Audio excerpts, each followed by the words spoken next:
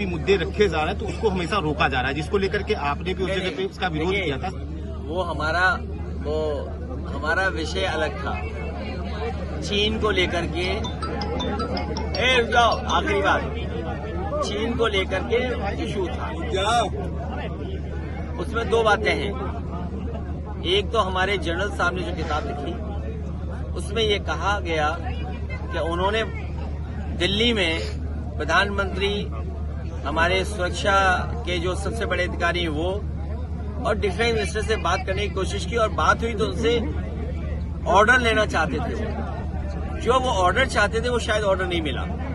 लेकिन मैं यही एक बात याद दिलाना चाहता हूं, रिजांगला की लड़ाई को आप कभी जानना और पढ़ना, और उस पर भी 120 बहादुर फिल्म भी बनी थी।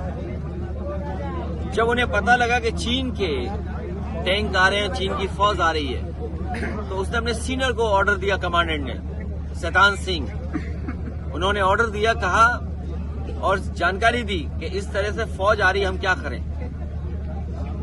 उन्होंने कहा कि हमारी फौज वापस आ जाए, लेकिन वो कमांडिंग ऑफिसर सीओ उसने कहा हमारी फौज वापस नहीं आएगी, हम मुकाबला करेंगे।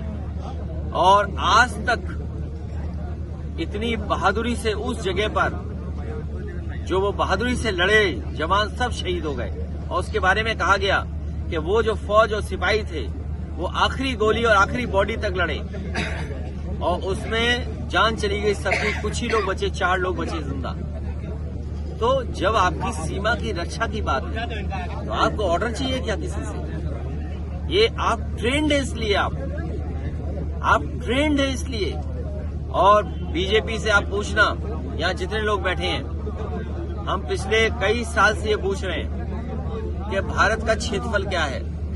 हाँ, अमूमन केवल मेड़ या खेत की थोड़ी उधर नाली पानी निकलने में हम एक दूसरे का सर फोड़ देते हैं, मुकदमे लिखवा देते हैं। बीजेपी वाले ये बताएं कि 2014 में जब सरकार में वो आए थे तो भारत का क्षेत्रफल क्या था, और आज जब हम 2026 से आगे जा रहे हैं तो भारत का क्षेत्रफल क्या है। और मैं ये दावा कर सकता हूं, बीजेपी का छोटा नेता से लेकर के बड़ा नेता भारत का क्षेत्रफल नहीं बताएगा, क्योंकि चीन ने हमारी बाजार भी छीना है, हमारी जमीन भी छीनी है। पाकिस्तान से तो ये दिखावा करते हैं। अभी क्रिकेट खेल रहे थे, बताओ, अभी क्रिकेट खेल रहे थे कि नहीं खेल रहे थे, बताओ। और चीन से हमारा असली डर है कि हमारी सीमा भी ले लेगा और बाजार ले लिया हमारा। आज हमारा हमारा कितना बड़ा ट्रेड है, सब हम चीन से मंगा रहे हैं। सोचो, इनका जो शेर था वो जंग खा गया, अब फेंक देंगे इतने शेर को। कैसे देखते हैं इसको? वो यूपी नहीं छोड़ पाएंगे, क्योंकि यूपी छोड़ दिया इन लोगों ने तो ये छूट जाएंगे सब। तो 27 में छूटने का मतलब जानते हो क्या है? सर 27 सब गद्दियां छूट जाएंगी। सर 27 में कितनी सीटें ला रहे हैं? 27 में अभी तक का रिकॉर्ड जीत होने जा रही है, रिकॉर्ड जीत, अभी तक की रिकॉर्ड जीत होने जा रही है।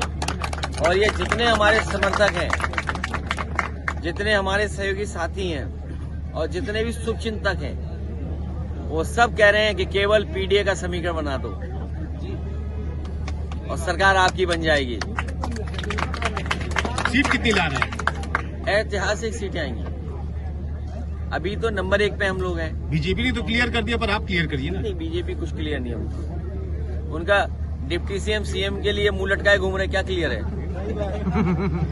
नहीं, आप असली सवाल पूछ नहीं रहे कि जो डिप्टी सीएम डिप्टी लिए बनाए घूम रहे हैं, जब बताओ माफी मांगने को तैयार हैं गुरु हमारे पूज्य शंकराचार्य से, इस्तीफा क्यों नहीं देते? इस्तीफा दे दें दोनों। उन्हें कुर्सी प्यारी है, शंकराचार्य जी और सनातन का सम्मान नहीं प्यारा है। उन्हें अपनी कुर्सी प्यारी है, स्टूल प्यारा है।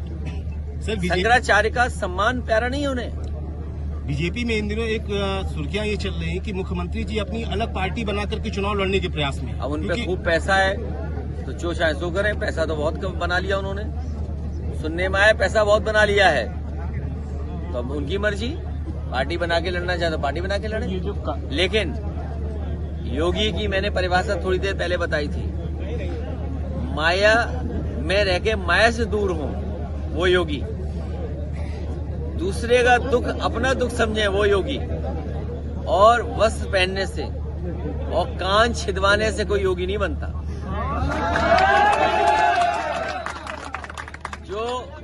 जो दूसरों का सर्टिफिकेट मांग रहे थे, उनका अपना सर्टिफिकेट कहाँ है? जो दूसरों का सर्टिफिकेट मांग रहे थे शंकराचार्य का, उनका अपना सर्टिफिकेट कहाँ है? नहीं, एप्स्टीन फैज इसलिए भयभीत है कि बहुत सारी सच्चाई उससे बाहर आ रही है। उससे ज्यादा भयभीत ट्रंप से हैं। ट्रंप अमेरिका के राष्ट्रपति अपने पड़ोसी देश के राष्ट्रपति का अपहरण कर लिया। सर मायावती जी ने तो भयभीत नहीं होंगे क्या? इसीलिए जब 11 हवाई जहाज गिरे हैं, डील के बाद इनके मुंह पे सील लग गई। सर मायावती जी ने कहा कि पीडीए से वो गठबंधन नहीं करेंगे, पीडीए से गठबंधन करने पे उनको नुकसान हो रहा है। क्या मानना है? हमने पिछड़े दलित और मुसलमान भाई और जिनके साथ व्यवहार खराब हो रहा है, पीड़ित दुखी अपमानित लोग हैं, उन सब से गठबंधन किया है। बहुजन समाज से गठबंधन किया हम लोगों ने। सर इस बार तो मायावती कह रही कि हम आपसे गठबंधन नहीं करेंगे, हमें नुकसान हो रहा है। अभी पीडीए ने इतनी ऐतिहासिक जीत हासिल की है, पीडीए के आधार पे ही हम लोग आगे बढ़ने जा रहे हैं। सर मोहन भागवत ने जो पहला सवाल आपने पूछा था, जो मैंने जवाब दिया, वो आप समझ ही नहीं पाए। मैंने ये कहा कि नौजवान जो नौकरी रोजगार के लिए और तमाम अवसर के लिए एक न हो जाए, उसको डिवाइड कर दें। ये बहुत बड़ी प्लानिंग के साथ डिवाइड कर दिया कि यूनिवर्सिटी कैंपस में नौजवान अपनी नौकरी के नाम पर, रोजगार के नाम पर एक न हो जाए। इसलिए जानबूझ करके लेके आए हैं और पीडीए से घबरा करके लेके आए हैं। और पीडीए क्या है? पीड़ित दुखी अपमानित लोग। आप में से बहुत सारे लोग होंगे पीड़ित दुखी अपमानित, अंदर ही अंदर घुट रहे कि कब वोट डालने का मौका मिले। मैं पत्रकार भाइयों को बोल रहा हूँ। और पिछड़े दलित आदिवासी और मुसलमान भाई, उनके साथ जो भेदभाव हुआ है सरकार में, 1,82,000 मान लीजिए इन्होंने नौकरी दी, हमारे सबका आरक्षण कम से कम 50,000 छीन लिया इन्होंने। 50,000 पिछड़े दलित मुसलमान नौकरी नहीं पा पाए हैं, 50,000 नौजवान, और वही आधार देखा 68,000 में, 69,000 में।